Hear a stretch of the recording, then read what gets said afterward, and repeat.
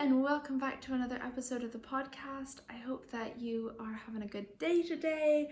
It is so rainy, like it just started raining. This morning wasn't rainy and I went for a nice walk and that was lovely.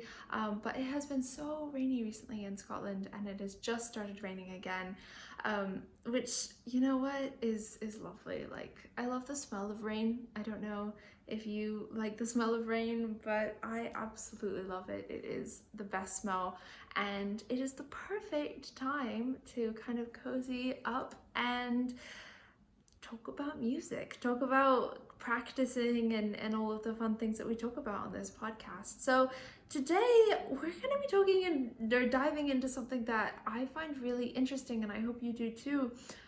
Basically what my practice looks like this summer, because this summer is different from any other summer I have had as an oboist, and that is because it is the first summer that I don't have weekly lessons. Because I am currently studying at a conservatoire and it's currently summer, I don't have weekly lessons, which is a new thing for me. It's really exciting, also kind of scary. Like, I haven't had a lesson, an oboe lesson, in like a month. What? It's crazy. For me at least. Like, I feel very kind of like this is not something I'm used to doing usually. I mean, since I think I started oboe lessons, like weekly lessons, when I was 11. So since like I was 11, which was a while ago, I have been having a weekly check-in with an oboist every single week in the form of a lesson.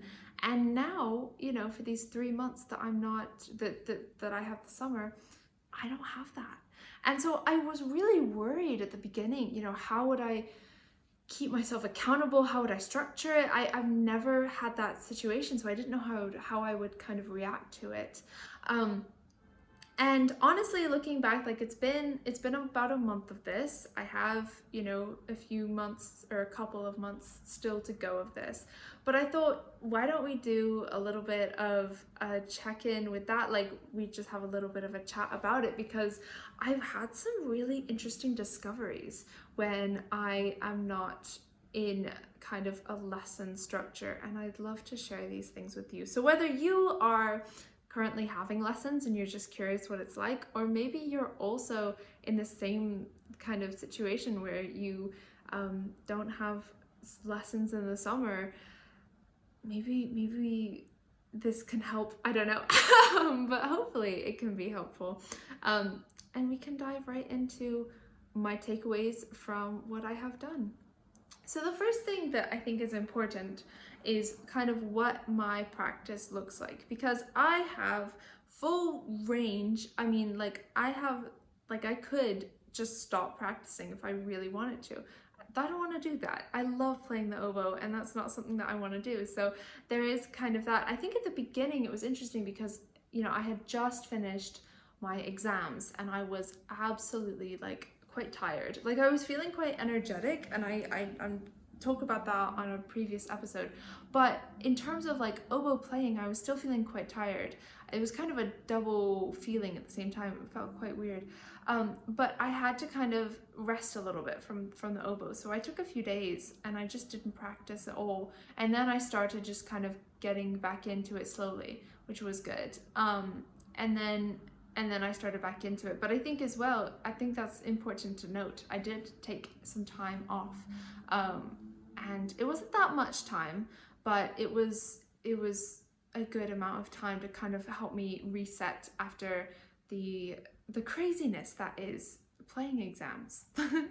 But now I am kind of in a better routine, in a better situation where I can do this and have a better kind of form of practice and layout of practice. So the first thing that I do when I practice is I kind of have my meat and potatoes, as you will, kind of like the main course of my practicing. You know, you eat your broccoli before you eat your cake type thing.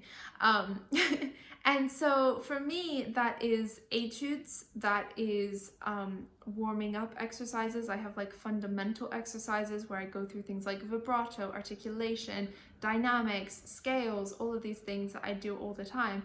And then I have my etudes, and those things are really, really good. And that's kind of like the meat and potatoes, or the main course, if you will.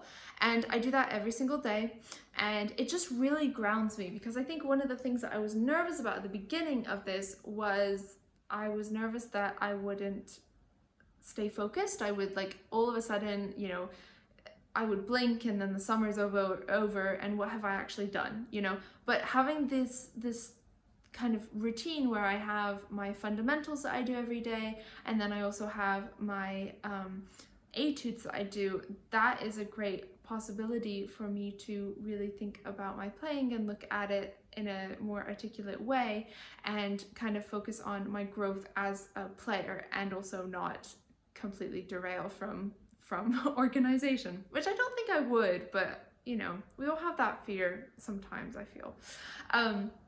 So that's the first thing that I kind of do to make sure that I have that. And it really starts my day off on the right foot in terms of practicing, because I know that I've done that main course and that it's been good. And then the next thing that I do, which is really interesting, and I kind of consider this more of like a dessert, but maybe not like a complete dessert, but kind of like another course, but not the main one. And that is kind of the things that I didn't have time to explore during the school year, I can do now. So for instance, my degree is gonna be like oboe performance, and that's classical music. And for me, that's, you know, I'm so excited about that. That's what I've worked on this entire year. But I also absolutely love jazz. I love improv. I love things like that. And I didn't really have time to dive into that during my year. And so that's something that I am doing over the summer. And it's actually really exciting, because I'm like focusing on that. I'm looking at different like things in jazz, how jazz is structured, how it works. You know, I'm looking at improv. I'm taking the things that I learned in my theory class, for instance, during my year, and using them to understand jazz tunes, things like that. Like, that's something that, you know, is not part of my degree, but I actually really enjoy it. So that's something that I have time to do over the summer, which is very, very exciting. It is very exciting. And oh my gosh, like, I love jazz. I don't know if you know this about me, but I do absolutely love jazz, as well as classical music. So this is just a great thing. And I've always thought, you know, I want to do jazz oboe in some capacity. Like, I want to have the skills to play jazz on the oboe. So that's something that I'm diving into, and it's really fun. So I think for that, you know, thinking about what is that thing that you have always wanted to do on your instrument, you know, that might not have much to do with like what you've been doing this past year. So like, depending on, you know, whether you are like are in high school right now, or maybe in university studying, whatever it is, what was that one thing that you did not have time to do during the academic year? Maybe that, you know, summer is the opportunity to do that. And, you know, for me, that is improv and kind of learning more about jazz. But for you, it might be whatever you want it to be, depending on what you didn't get the time to work on over the academic year. Just like experiment and have fun with it. I think that's a great thing, and that does bring joy. I did another episode recently about kind of finding joy in your practice and cultivating it, especially when you might get stressed from practicing, or the stress of getting things right and things like that can kind of weigh down on you when you're practicing, when you're preparing for something like an audition or performance. How can we cultivate that joy? And that this is also something that kind of cultivates the joy, experimenting, leaving room for curiosity, and that's something that I do in my practice as well. Some takeaways that I've had, like, so that's kind of the structure, what I just talked about. That's kind of the structure of my practice. I am also going to be introducing more repertoire into my practice. That's kind of what is happening right now. And I think that I'm gonna introduce more stuff to it. But that's kind of the current situation. Yeah, I don't think I've ever shared like exactly what I do in my practice with you guys before, so that's very exciting. But that's kind of what my current focus is at the moment. And I know that I want to add some repertoire because I have some things coming up, and that's going to be something that I'm going to add. But for right now, that's kind of what I'm focusing on. Now, kind of some things that I've realized and learned from having this time without a teacher, and a weekly lessons. I've learned that I've become more focused and critical in my practice, and this is weird. This is interesting. I remember I once had a teacher back in the States who said that the point of having lessons is so that one day I can be my own teacher and ask the right questions of myself. And for me, that is like, whoa, that's quite crazy. I remember sitting and thinking, oh my gosh, that's wild. Because yeah, when you become a professional, you don't have weekly lessons. Do you know what I mean? Like, you have to ask those questions of yourself when you're practicing. And that's something that, is quite, when I heard my teacher say that for the first time, that was quite mind-blowing to me, but it is so true. And I don't think that I'm there yet. I don't think that I'm like, oh yes, I am asking all the correct questions, but I have noticed that I have been more focused and more critical as a student. And I've kind of had not all the right questions, but more focused questions in my mind. I've been able to be more attuned as to what I am doing and how I can do it better. I think that there was a part of me when I had lessons that was like, oh yeah, I think there's something that I could improve with this, but I'm not completely sure. I'll wait until my lesson and my teacher will tell me. I think we can all kind of relate to that a little bit, even if it's subconscious. And I think because I've had this time without lessons, I've noticed that. I think if you asked me this a few months ago, I'd be like, no, I don't really do that. But now I'm like, yeah, no, I did do that because I didn't realize it was more subconscious. But now that I don't have a lesson to go to and a teacher at the moment, a teacher to say, I am, like, this is a thing you have to work on. I have to kind of do that on my own, and that's a very exciting prospect because I'm learning how to do that on my own, and I'm learning how to ask the right questions so that next year, when I do have a teacher, I can still ask the right questions. It can be doubly exciting and doubly focused. Yeah, I think that's really exciting. Yeah. And so I think for us, when we think about that, I wonder, asking ourselves, maybe it could be helpful to ask ourselves, are we waiting for a teacher to tell us what to do? I think in some stages it is good to do that, especially if we honestly have no idea how to work through this. But are we doing that to the point where we could be more focused, but it's easier to ask our teacher, what can we focus on, and I challenge you in your next practice session to kind of imagine you are in your lesson. What would your teacher say? What do you think your teacher would say? And see if you can work on that now. It is quite an interesting prospect, honestly, to have those questions already in your head.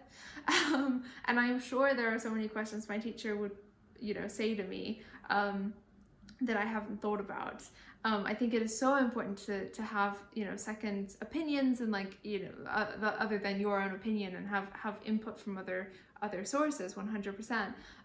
But I think, that's something that I've noticed about myself, being able to be more focused and critical. It's very exciting. Another thing that has been helpful in my practice is actually planning it. And that has been, that's really helpful, especially when, I don't have my weekly lessons because I'm not, it's the summer and the conservatoire academic year is not in session. And so one of the things that I use in planning my practice is a notable practice journal. Honestly, these practice journals have been so helpful because there's a space where I can plan my practice, but then there is also a reflection space. And just like we were talking about those more focused and critical questions, that is a perfect place to kind of be more focused and critical about my actual session itself. And so it's been really, really helpful for my practice. And as soon as I learned or figured out that it was helping me, I knew that I needed to tell you about it, and I knew that I needed to give you a code. So use code Eleanor15 for 15% off your journal. And yeah, get into planning the practice because it really does make a difference when your practice is planned out.